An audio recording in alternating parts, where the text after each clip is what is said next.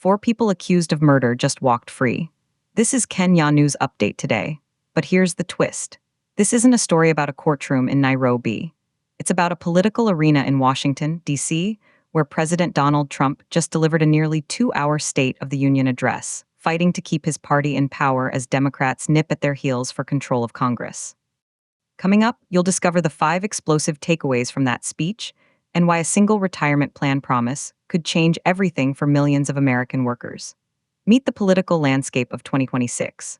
Less than 9 months away from midterm elections that threaten to shift control of Congress away from Republicans and Trump's control of Washington along with it. The president delivered this signature annual address as he sees his poll numbers on the economy plummet.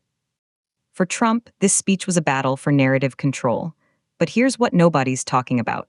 The president is now echoing proposals from the progressive left he once opposed. And then, something shocking happened.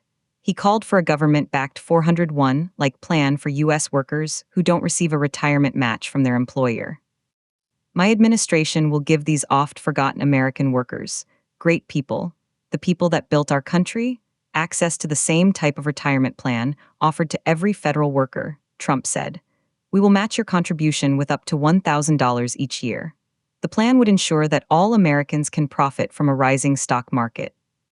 A White House official granted anonymity to discuss the plan said it would grant eligible workers access to savings vehicles similar to the thrift savings plan available to federal workers.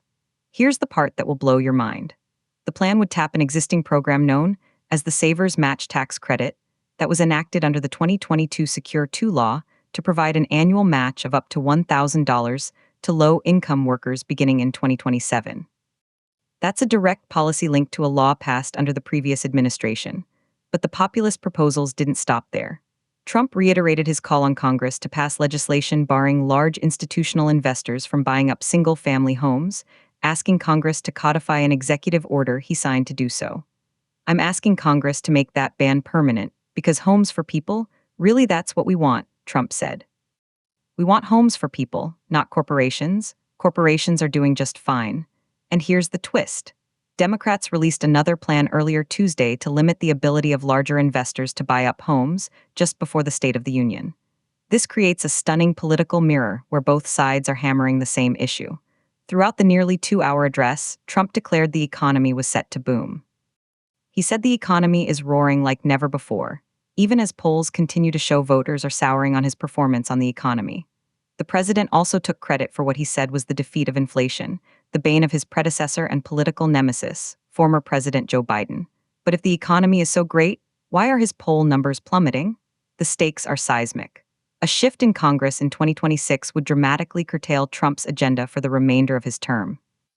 The address was a preemptive strike, a blueprint for the coming campaign where affordability and economic security will be the central battleground.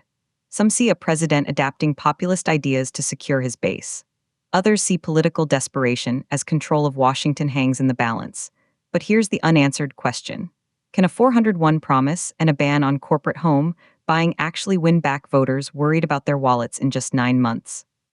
Do you think these proposals will save Trump's congressional majority, or is it too little, too late?